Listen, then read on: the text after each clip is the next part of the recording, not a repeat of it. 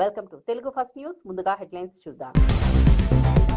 మీ భూమి block chain pilot ప్రాజెక్టును ప్రారంభించిన సీఎం చంద్రబాబు. భూ రికార్డులను బ్లాక్ చైన్ భద్రత. ఏపీలో సీఎం శ్రీకారం. డబుల్ రిజిస్ట్రేషన్లకు చెక్ పెట్టే బ్లాక్ చైన్ ప్రాజెక్టు ప్రారంభం. నవంబర్ నాటికి రాష్ట్ర వ్యాప్తంగా బ్లాక్ చైన్ సేవల లక్ష్యం. నీట్ లీకేజీకి ప్రధాని మోదీ బాధ్యత వహించాలన్న జగ్గారెడ్డి. నీట్ లీకేజీతో విద్యార్థుల భవిష్యత్తు దెబ్బతిందన్న జగ్గారెడ్డి. నీట్ లీకేజీపై సమగ్ర విచారణ జరపాలని డిమాండ్. పారదర్శకత పరీక్షా వ్యవస్థను అమలు చేయాలని వ్యాఖ్య. ప్రతిపక్షాలు దేశాన్ని బలహీనపరిచే కుట్ర చేస్తున్నాయన్న రామచంద్రరావు. నీటి అంశాన్ని రాజకీయాలకు వాడుకుంటున్నారని వ్యాఖ్య. దేశ ప్రయోజనాలే బీజేపీకి ముఖ్యమని వ్యాఖ్య. ప్రజలను తప్పుదోవ పట్టించే ప్రచారాన్ని నమ్మొద్దని పిలుపు. సీదిరి అప్పలరాజు అరెస్ట్ కక్ష సాధింపు చర్యనన్న వరద కళ్యాణి. ప్రతిపక్షాలపై కక్ష సాధింపు రాజకీయాలన్న వరద కళ్యాణి. రెడ్ బుక్ పాలన పరాకాష్ఠకు చేరిందని వ్యాఖ్య. ప్రతిపక్ష నేతలపై కేసులు ప్రజాస్వామ్యానికి మంచిది కాదని వెల్లడి.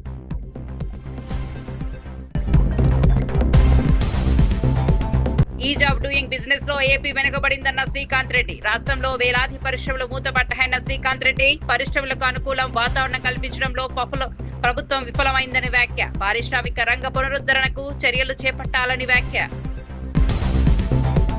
ఇక వార్త వివరాల్లోకి వెళ్తే, ఆంధ్రప్రదేశ్ లో భూ రికార్డులను మరింత పారదర్శకంగా భద్రంగా నిర్వహించేందుకు ముఖ్యమంత్రి నారా చంద్రబాబు నాయుడు మీ భూమి బ్లాక్ చైన్ పైలట్ ప్రాజెక్టును ప్రారంభించారు. భూ రికార్డులకు శాశ్వత భద్రత కల్పించడం, డబుల్ రిజిస్ట్రేషన్లు, నకిలీ లావాదేవీలను అరికట్టడమే ఈ ప్రాజెక్టు ప్రధాన లక్ష్యమని సీఎం తెలిపారు.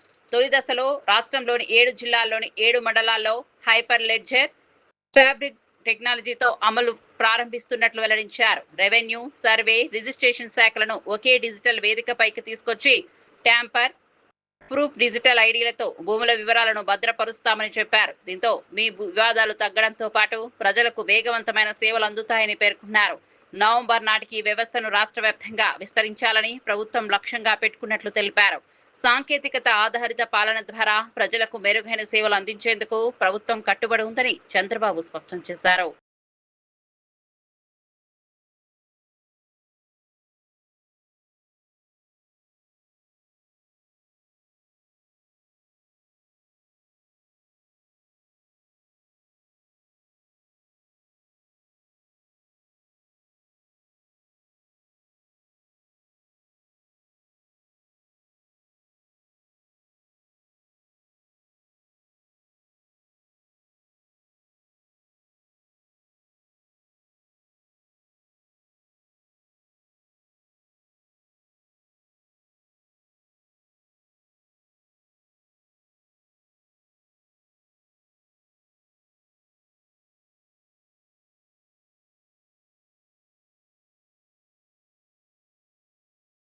అమరావతి నిర్మాణం ఆంధ్రప్రదేశ్ సమగ్ర అభివృద్ధికి నాంది పలుకుతుందని మంత్రి గొట్టిపాటి రవికుమార్ అన్నారు.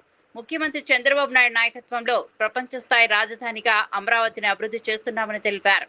మంత్రి నారాయణ పర్యవేక్షణలో సచివాలయం, అసెంబ్లీ, ఉద్యోగుల క్వార్టర్లు, ఇతర కీలక భవనాల నిర్మాణ పనులు వేగంగా సాగుతున్నాయని వెల్లడించారు. రాజధాని నిర్మాణంతో పాటు ఉత్తరాంధ్ర, కోస్తా, రాయలసీమ ప్రాంతాల సమాన అభివృద్ధికి కూడా కూటమి ప్రభుత్వం ప్రాధాన్యమిస్తోందన్నారు. మౌలిక సదుపాయాలు, పెట్టుబడులు, ఉపాధి అవకాశాలు పెరిగేలా కార్యాచరణ కొనసాగుతోందని చెప్పారు. అమరావతి అభివృద్ధితో రాష్ట్ర ఆర్థిక వ్యవస్థకు కొత్త ఊపు వస్తుందని, దేశ, విదేశీ పెట్టుబడులను ఆకర్షించే సామర్థ్యం పెరుగుతుందని మంత్రి పేర్కొన్నారు. ప్రజల ఆకాంక్షలకు అనుగుణంగా రాజధాని నిర్మాణాన్ని వేగంగా పూర్తి చేసేందుకు ప్రభుత్వం కట్టుబడి ఉందన్నారు. దీంతో పాటు రోడ్లు ఏ విధంగా కనెక్షన్, ఏ విధంగా ఎక్కడి నుంచి ఎక్కడ కనెక్ట్ అయ్యేది రోడ్స్ కానీ ఇవన్నీ కూడా పరిశీలించడం జరిగింది. ముఖ్యంగా లాస్ట్కి ఇక్కడ మనం ఎమ్మెల్యే క్వార్టర్స్, ఎమ్మెల్సీ క్వార్టర్స్కి రావడం జరిగింది. అయితే మాత్రం 100% కంప్లీట్ అయిపోయింది. తొందరలోనే జాయినింగ్కి కూడా సిద్ధంగా ఉన్నట్టు కూడా అనిపిస్తుంది. చాలా విశాలంగా చాలా బాగా కట్టడం జరుగుతుందన్నమాట. దాదాపు ఆనాడు 30,000 ఎకరాలు ముఖ్యమంత్రి గారి పిలుపు మీద 30,000 ఎకరాలు ఇవ్వడం జరిగింది. ఆ రోజు నారాయణ గారు వీళ్ళందరూ కూడా రైతుల్ని ఎడ్యుకేట్ చేసి ఏ విధంగా చేస్తామని చెప్పి ఎడ్యుకేట్ చేసి ముందుకు తీసుకురావటం, వాళ్ళ త్యాగ ఫలితం వల్లే వాళ్ళు ఇంత పెద్ద ఎత్తున మనం నిర్మాణం చేస్తున్నాం. తర్వాత వచ్చిన ప్రభుత్వం ఆ రోజు మేమందరం కూడా హైదరాబాద్లో జాయింట్ అసెంబ్లీలో ఉన్నప్పుడు రాజధాని అంటే 30,000 ఎకరాలు తగ్గకుండా తీసుకోమని ఆ రోజు జగన్మోహన్ రెడ్డి కూడా అసెంబ్లీలో చెప్పడం జరిగింది.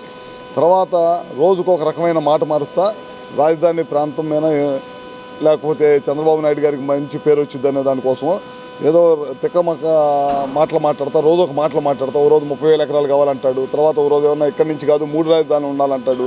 మళ్ళీ ఎలక్షన్ అయిపోయిన తర్వాత మళ్ళీ మొదలు పెట్టేసి ఏమన్నా మావి కానీ అని చెప్పి రకరకాల కారణాలతోటి రోజు ఒక కాలయాపన చేస్తా జగన్మోహన్ రెడ్డి పిచ్చి సమాధానాన్ని చేస్తూ ఉన్నాడు. జగన్మోహన్ రెడ్డికి కూడా నేను చెప్పేది ఏంటంటే, ఒకసారి వచ్చి మీరు కూడా వచ్చి ఈ ప్రాంతంలో ఏ విధమైన అభివృద్ధి జరుగుతుందో చూడాల్సిన అవసరం ఉంది. ఒక రాష్ట్ర పౌరుడిగా మనకు రాజధాని లేని రాష్ట్రంగా మిగిలిపోయాము.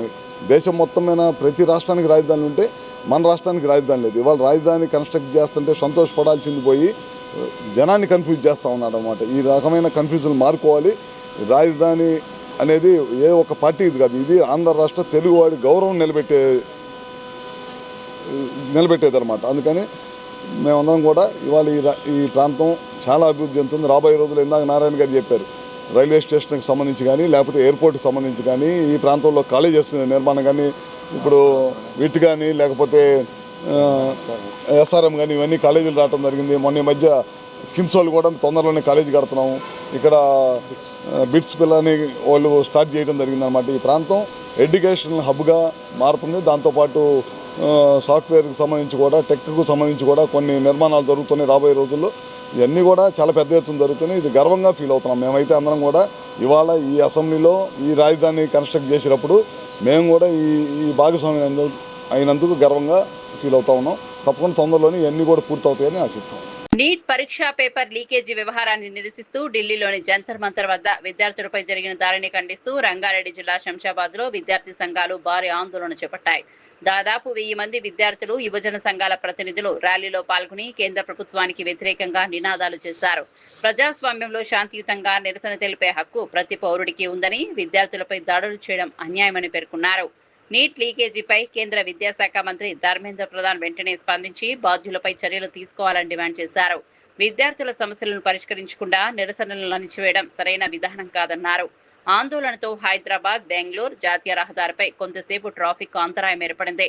అనంతరం పోలీసులు విద్యార్థి సంఘాల నాయకులను అదుపులోకి తీసుకుని పోలీస్ స్టేషన్ కు తరలించారు.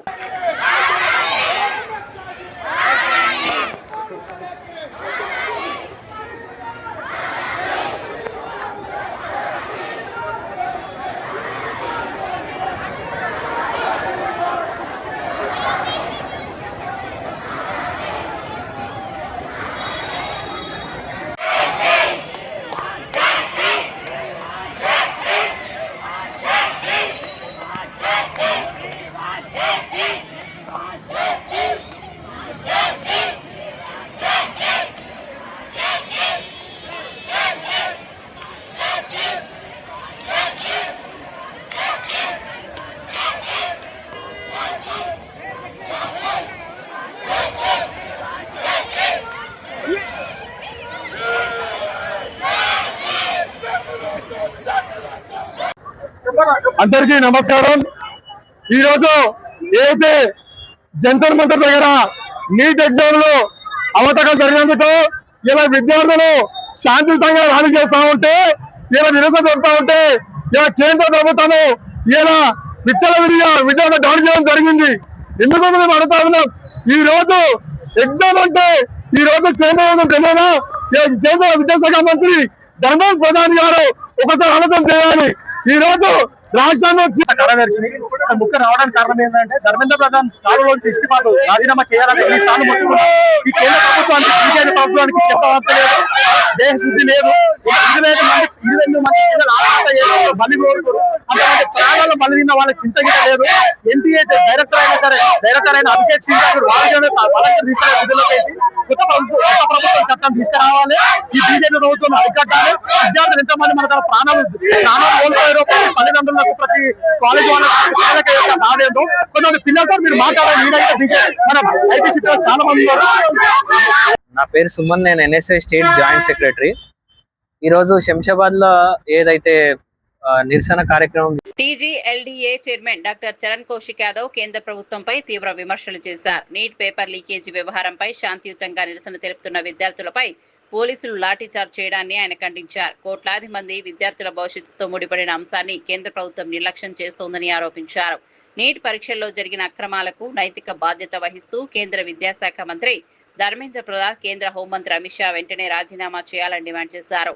విద్యార్థుల నమ్మకాన్ని దెబ్బతీసేలా వరుసగా పేపర్ లీకేజీలు జరగడం ఆందోళనకరమని అన్నారు. ఈ వ్యవహారంపై స్వతంత్ర సంస్థతో సమగ్ర విచారణ జరిపి బాధ్యులపై కఠిన చర్యలు తీసుకోవాలని కోరారు. విద్యార్థుల భవిష్యత్తును కాపాడే విధంగా పరీక్షల నిర్వహణలో పూర్తి పారదర్శకత తీసుకురావాలని, ఇలాంటి ఘటనలు పునరావృతం కాకుండా కేంద్ర ప్రభుత్వం తక్షణ చర్యలు చేపట్టాలని చరణ్ కౌశిక్ యాదవ్ డిమాండ్ చేశారు.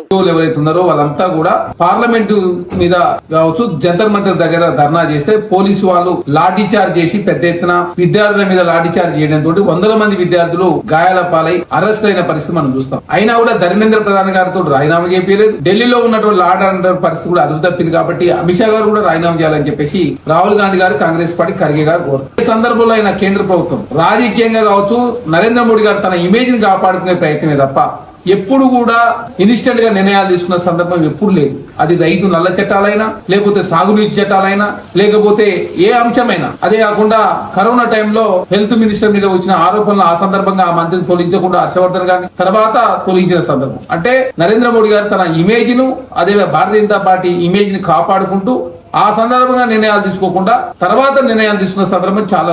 ప్రతి అంశంలోనూ రాజకీయంగా లాభం జరిగే ఒక దురుద్దేశంతో నరేంద్ర మోడీ గారు కేంద్ర ప్రభుత్వం ముందుకు పోతా ఉంది. అది 2014 నుంచి 26 వరకు, ఈ రోజు పేపర్ లీక్ వరకు. అంటే భారతీయ జనతా పార్టీ ఈ దేశంలో ఏ చట్టం తీసుకొచ్చినా దాని మీద వ్యతిరేక. నీట్ పేపర్ లీకేజీ వ్యవహారంపై కాంగ్రెస్ ఎంపీ ప్రియాంక వాద్రా కేంద్ర ప్రభుత్వ తీరును తీవ్రంగా విమర్శించారు. దేశంలో నిజంగా ప్రజాస్వామ్యం కొనసాగుతోందా అనే సందేహం కలుగుతోందని వ్యాఖ్యానించారు.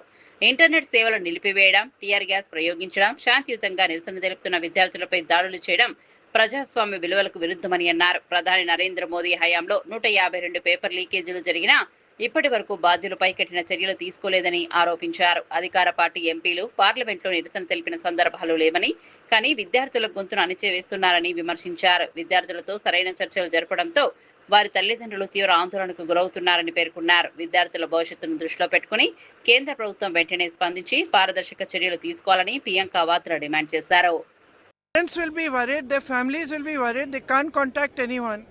They're putting tear gas on them, they're beating them. What kind of democracy is this? And why aren't you people speaking up? Why aren't you speaking up? Why are you constantly asking me only the questions which the government wants you to ask me? Are you asking them anything? Have you asked their ministers? Have you asked how is the Prime Minister tweeting this morning that he cares for children when last night he's tear gassed them? Last night he's had them beaten up. Who's responsible? He takes credit for going to Mars. He takes credit for every achievement of this nation, which is the achievement of our youth and the achievement of our people. He takes credit, doesn't he? So now's the time for him to take responsibility. Now is the time for him to take responsibility for his actions. It is him who is getting people beaten up. Under his nose, there are 152 papers have leaked in 10 years. 152 papers have leaked. Not one conviction, zero convictions. Zero convictions. Under whose nose? Who's responsible? If Modi ji is responsible for us going to Mars, if Modi ji is responsible for every achievement that every Indian makes, whether it's in the Olympics or in the Asian Games, then Modi ji is responsible for what is happening today. Modi ji is responsible for the fact that our youth feels there's no future. And Modi ji is responsible if thousands of children are demonstrating and he's cut off the internet and he's tear gassing them and he's having them lathi charge. If something happens to even one of them, it is his responsibility. నంద్యాలలో stamp వెండర్ల నిరసన 4వ రోజుకు చేరుకుంది. Registration శాఖను PPP విధానంలో నిర్వహించాలన్న ప్రభుత్వ నిర్ణయాన్ని వెంటనే ఉపసంహరించుకోవాలని స్టాంప్ వెండర్లు డిమాండ్ చేశారు. ప్రభుత్వం తీసుకొచ్చిన జీవో నెంబర్ 396ను వెంటనే రద్దు చేయాలని కోరుతూ ఆందోళన కొనసాగిస్తున్నారు. ఈ నిర్ణయం అమల్లోకి వస్తే వేలాది మంది స్టాంప్ వెండర్ల కుటుంబాలు ఉపాధి కోల్పోయే పరిస్థితి ఏర్పడుతుందని ఆవేదన వ్యక్తం చేశారు. తమ జీవనోపాధిని దెబ్బతీసే నిర్ణయాలను ప్రభుత్వం పునఃసమీక్షించాలని విజ్ఞప్తి చేశారు. ప్రభుత్వం చర్చలకు రావడం వరకు తమ దీక్షను విరమించబోమని హెచ్చరించారు. స్టాంప్ వెండర్ల సమస్యలను ప్రభుత్వం సానుకూలంగా పరిశీలించి తగిన పరిష్కారం చూపాలని, జీవన భద్రత కల్పించేలా చర్యలు తీసుకోవాలని నిరసనకారులు డిమాండ్ చేశారు. ప్రజలకు మెరుగైన సేవలు అందించడానికి పీపీపీ విధానం అంటే ప్రైవేట్ పార్టీ, వీళ్ళు జనాలు, పబ్లిక్ ప్రైవేట్ అనేది అర్థంలోనే ఉంది. పబ్లిక్ను ప్రైవేట్కి అప్పచెప్తున్నారు వీళ్ళు. గుర్తుపెట్టుకోండి, ఒక్కసారి అర్థం చేసుకోండి. ఆర్ఎస్కే విధానం అనేది మొదలు పెడుతున్నారు. ఆర్ఎస్కే అనేది ఇప్పుడు కొత్తగా వచ్చింది. దీంట్లో కొత్తగా వచ్చింది ఏంటంటే పోస్టర్ రిలీజ్ చేసినారు. ఇంతకుముందు ఈసీలు అప్పచెప్పినారు ప్రైవేటుకు. ఇంతవరకు వాళ్ళు చేసిన తప్పులే ఆ తప్పుల తడకని దిద్దగలేక ప్రతి ఒక్కరూ అప్లికేషన్లు పెట్టి డిఆర్ ఆఫీసులో కుప్పలు తెప్పలుగా పెండింగ్లు ఉన్నాయి. ఇప్పుడు వాళ్ళు పంపించిన పోస్టర్లో ఒక్కసారి చూడండి, మీరు దయచేసి చూడండి. రిజిస్ట్రేషన్ ఈ వాళ్ళు గవర్నమెంట్ వారు పంపించిన పోస్టర్లోనే ఎన్నో తప్పులు ఉన్నాయి. మరి ఇంత చిన్న పోస్టర్లోనే ఇన్ని తప్పులుంటే రేపొద్దున అంత పెద్ద డాక్యుమెంట్స్ కొన్ని కోట్ల ఆస్తులు పెట్టి వాళ్ళు కొంటున్నారు. ఆ డాక్యుమెంట్లు ఎన్ని తప్పులు ఉంటాయి? ఒకవేళ తప్పులుంటే వాళ్ళు ఎవరి దగ్గర పోవాలి, ఎవరిని ఆశ్రయించాలి? ఇవన్నీ ఎవరికి అర్థం కాదు. పరిస్థితి చాలా తీవ్రంగా ఉంది, అర్థం చేసుకొని. దానికి తోడు ఇంకొకటి ఏంటంటే ఆర్ఎస్కే విధానంలో వాళ్ళకు చాలా మందికి ప్రైవేట్ వ్యక్తులే ఉంటారు. మేము గవర్నమెంట్ వ్యక్తులమా? మేము ప్రైవేట్ వ్యక్తులమే కదా. ఆ విధానం మేము ఇప్పుడు చేస్తున్నాం కదా. లక్షణంగా హ్యాపీగా కూర్చొని ప్రశాంతంగా ఆదాయం తినమంటే ఈ కొత్త వాళ్ళను నంద్యాల జిల్లా వాసులకు అందరికీ నా హృదయపూర్వక నమస్కారాలు. రాష్ట్ర ప్రభుత్వం ఇటీవలి కాలంలో ప్రైవేటీకరణ చేస్తూ రిజిస్ట్రేషన్ వ్యవస్థలో ఆర్ఎస్కే కేంద్రాలను ఏర్పాటు చేయాలనే నిశ్చయంతో, ఆర్ఎస్కే అంటే రిజిస్ట్రేషన్ సేవా కేంద్ర, ఈ సేవా కేంద్రాన్ని ఏర్పాటు చేసి రిజిస్ట్రేషన్ డిపార్ట్మెంట్ని ప్రైవేటీ వ్యక్తులకు అప్పచెప్తూ అక్కడ రిజిస్ట్రేషన్ జరిగే ప్రక్రియను ఏర్పాటు చేస్తూ ఉంది. కాకపోతే దాదాపు 150 సంవత్సరాలుగా రిజిస్ట్రేషన్ డిపార్ట్మెంట్ని నమ్ముకుని స్టాంపు రైటర్లుగా, స్టాంపు వెండర్లుగా జీవనం కొనసాగించే లక్షలాది మంది ఈ వృత్తిపై ఆధారపడి ఉన్న వారి గురించి ఆలోచించకుండా ప్రైవేట్ వ్యక్తులకు అప్పగించే నీట్ పరీక్షల్లో జరిగిన అక్రమాలు, ప్రశ్నాపత్రాల లీకేజీలను నిరసిస్తూ వికారాబాద్ లో విద్యార్థులు భారీ ధర్నా నిర్వహించారు. ఎన్టీఆర్ చౌరస్తాలో రోడ్డుపై బైఠాయించి నేషనల్ టెస్టింగ్ ఏజెన్సీకి వ్యతిరేకంగా నినాదాలు చేశారు. Staff NT education minister must resign అని రాసిన ప్రకటనలతో నిరసన వ్యక్తం చేశారు. నీట్ పరీక్షలో జరిగిన అక్రమాలపై సమగ్ర విచారణ జరిపి బాధ్యులపై కఠిన చర్యలు తీసుకోవాలని డిమాండ్ చేశారు. విద్యార్థుల భవిష్యత్తులో ఆటలాడుతున్న వారిని కఠినంగా శిక్షించాలని కోరారు. వికారాబాద్ మున్సిపల్ చైర్పర్సన్ గడ్డం అనన్య మాట్లాడుతూ విద్యార్థుల ఆందోళనకు పూర్తి మద్దతు ప్రకటించారు. పరీక్షల నిర్వహణలో పారదర్శకత తీసుకురావాలని, విద్యార్థులకు న్యాయం జరిగేలా కేంద్ర ప్రభుత్వం తక్షణ చర్యలు చేపట్టాలని డిమాండ్ చేశారు. విద్యార్థుల విశ్వాసాన్ని పునరుద్ధరించేలా సమర్థమైన పరీక్ష విధానాన్ని అమలు చేయాలని ఆందోళన కోరారు. ఎంత కష్టం ఉంటుందో నాకు తెలుసు. పొద్దుగాల లేచినప్పటి నుంచి పండుకునే వరకు చదువుకునే పిల్లలు వీళ్ళు. పొద్దుగాల లేచినప్పటి నుంచి పండుకునే వరకు చదువుకునే పిల్లలు పైసలు కూడా పెట్టి పేరెంట్స్ కష్టపడి పొద్దున రాత్రి చదివిస్తాడు. చిన్న ఖర్చులైతే కావు ఇవి. ఎందుకంటే లక్షలు పోసి ఎన్నో ఏళ్ళ సంవత్సరాల నుంచి చదువుకొని ఈ పిల్లలు రాస్తారు ఒక ఎగ్జామ్. అట్లాంటిది ఈ గవర్నమెంట్ వచ్చినప్పటి నుంచి ఎన్నో 125 పేపర్ లీక్లు, అట్లనే 1 లక్షల కోట్ల మంది పిల్లలు వాళ్ళ ప్రాణాలు కోల్పోయినరు. ఇప్పుడని కాదు ఇప్పుడు మనకి బయటికి వచ్చి పిల్లలు మాట్లాడుతున్నారు కాబట్టి తెలుస్తుంది. కానీ ఆడ జరిగేది చాలా ఉంది. ఫస్ట్ టైం నాన్ వైలెంట్ అహింస. కూటమి ప్రభుత్వంలో అమలవుతున్న తల్లికి వందనం పథకం ద్వారా ప్రతి అర్హ విద్యార్థికి న్యాయం జరుగుతోందని టీడీపీ నాయకుడు మహమ్మద్ నజీర్ అహ్మద్ తెలిపారు. గత ప్రభుత్వం అమ్మఒడి పేరుతో ఒకే విద్యార్థికి పరిమితంగా సాయం అందించి ప్రజలను మోసం చేసిందని విమర్శించారు. ముఖ్యమంత్రి చంద్రబాబు నాయుడు, మంత్రి నారా లోకేష్ నాయకత్వంలో ప్రస్తుతం దాదాపు 67 లక్షల మంది విద్యార్థులకి పథకం ప్రయోజనం పొందుతోందన్నారు. అలాగే 73,000 మంది ముస్లిం మైనార్టీ విద్యార్థుల కుటుంబాలకు కూడా ఆర్థిక సాయం చేరుతోందని పేర్కొన్నారు. ప్రతి తల్లి బ్యాంకు ఖాతాలో నేరుగా నిధులు జమ చేసే విధంగా ప్రభుత్వం పారదర్శకంగా అమలు చేస్తోందని చెప్పారు. విద్యకు ఆర్థిక భారం తగ్గించి ప్రతి కుటుంబాన్ని అండగా నిలవాలన్న లక్ష్యంతో ఈ పథకాన్ని అమలు చేస్తున్నామని, రాష్ట్రంలో ప్రతి విద్యార్థి విద్యాభ్యాసానికి ప్రభుత్వం ప్రాధాన్యమిస్తోందని నసీర్ అహ్మద్ తెలిపారు. అనేటువంటి ఆలోచనతో ఆర్థికంగా ఎన్ని ఇబ్బందులున్నా కూడా ఎన్నికలు చెప్పినటువంటి మాట ప్రకారం యువ నాయకుడు నారా లోకేష్ గారి నేతృత్వంలో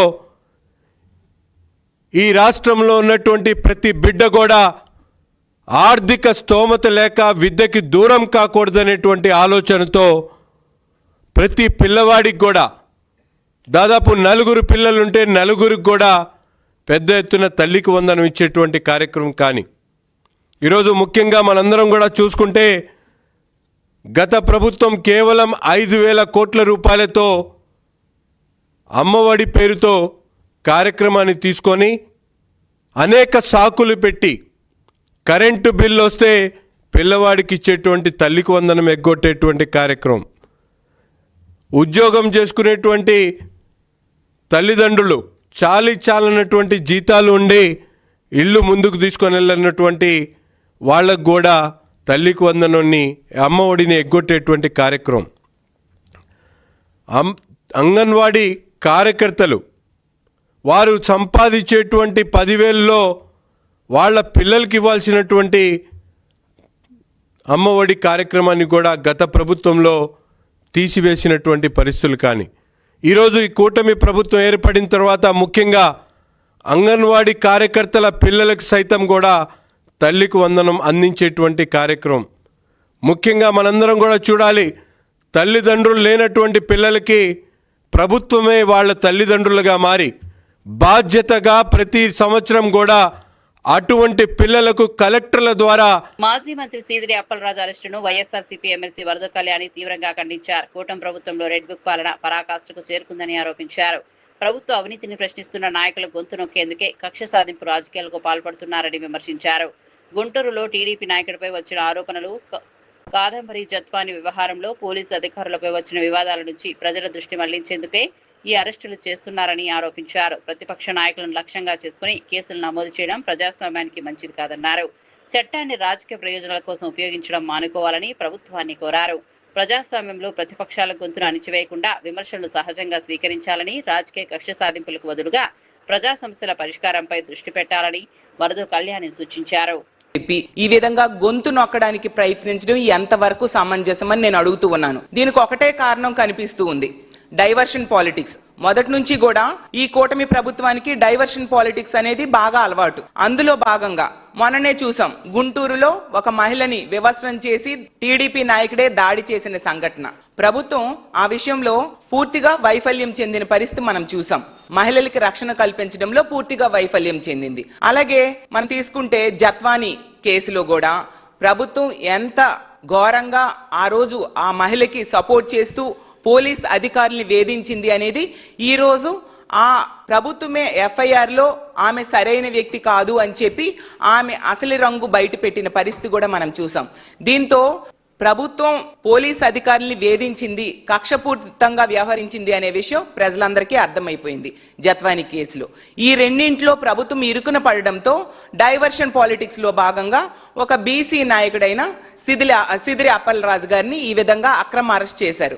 ఎక్కడైనా ఈ దేశ చరిత్రలో మనం చూసామా, కొడుకు ఒక యాక్సిడెంట్ కేసులో అరెస్ట్ అయితే తండ్రిని కూడా అరెస్ట్ చేయడం అనేది మనం ఎక్కడైనా చూసామా, విన్నామా అని నేను అడుగుతూ ఉన్నాను.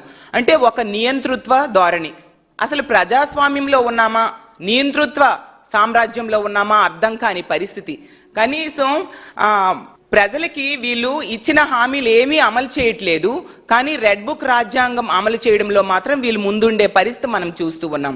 పోలీసులు వీళ్ళ చేతుల్లో కీలు బొమ్మలుగా మారిపోయిన పరిస్థితి ఈ రోజు మనం బీజేపీ రాష్ట్ర అధ్యక్షుడు రామచంద్రరావు ప్రతిపక్ష పార్టీలపై తీవ్ర విమర్శలు చేశారు. విదేశీ శక్తులతో కలిసి దేశాన్ని బలహీనపరిచేందుకు ప్రతిపక్షాలు కుట్రలు చేస్తున్నాయని ఆరోపించారు. నీట్ పరీక్షల వివాదంపై కేంద్ర ప్రభుత్వం ఎప్పటికప్పుడు కఠిన చర్యలు తీసుకుంటున్నప్పటికీ రాహుల్ గాంధీతో పాటు ఇతర ప్రతిపక్ష నేతలు ఆందోళన పేరుతో దేశంలో ఉద్రిక్త పరిస్థితులు సృష్టించేందుకు ప్రయత్నిస్తున్నారని అన్నారు.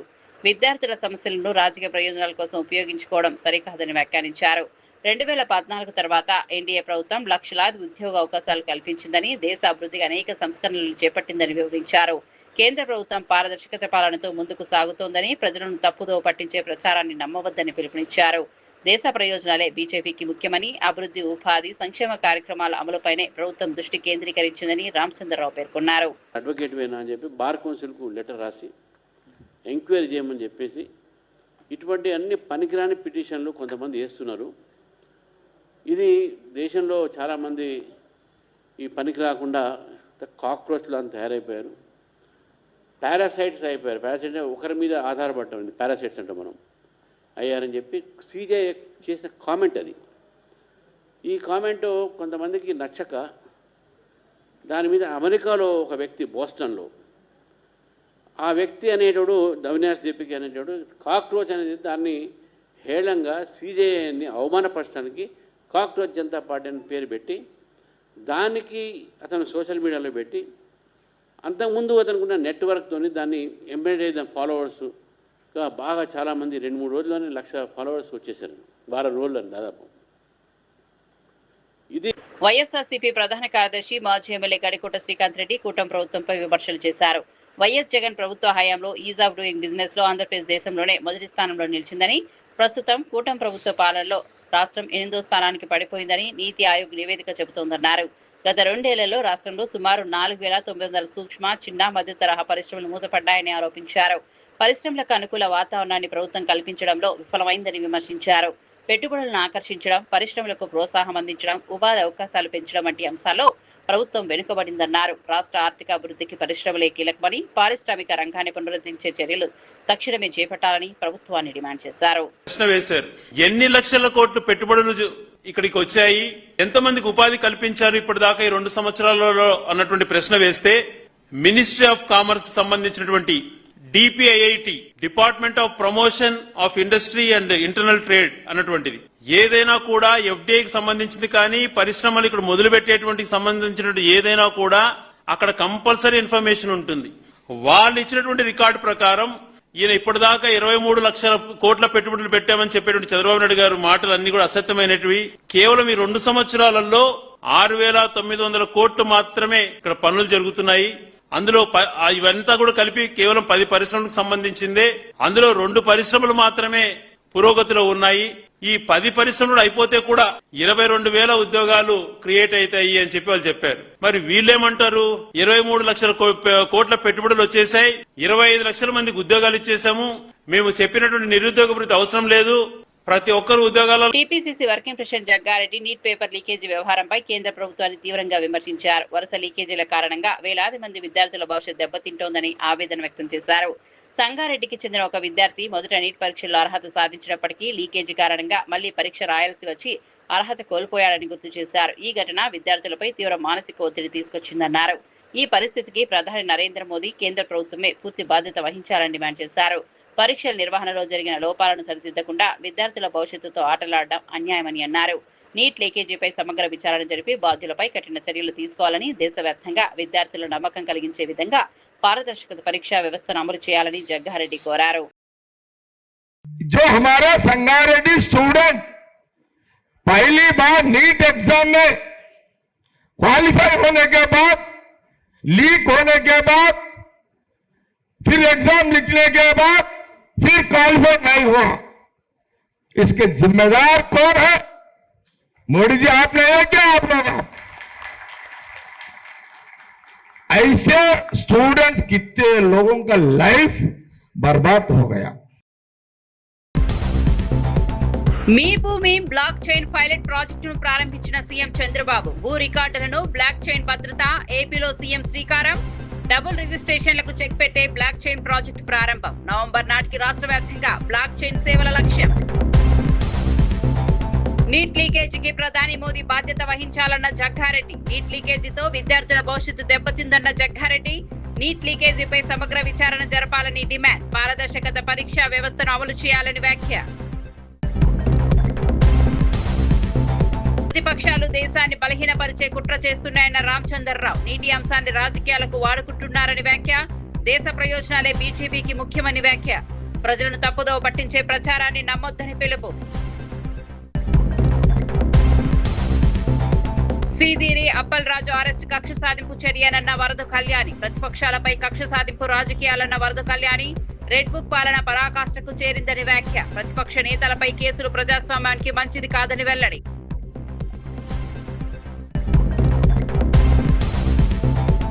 ఈజ్ ఆఫ్ డూయింగ్ బిజినెస్ లో ఏపీ వెనుకబడిందన్న శ్రీకాంత్ రెడ్డి, రాష్ట్రంలో వేలాది పరిశ్రమలు మూతపడ్డాయన్న శ్రీకాంత్ రెడ్డి, పరిశ్రమలకు అనుకూలం వాతావరణం కల్పించడంలో ప్రభుత్వం విఫలమైందని వ్యాఖ్య, పారిశ్రామిక రంగ పునరుద్ధరణకు చర్యలు చేపట్టాలని వ్యాఖ్య.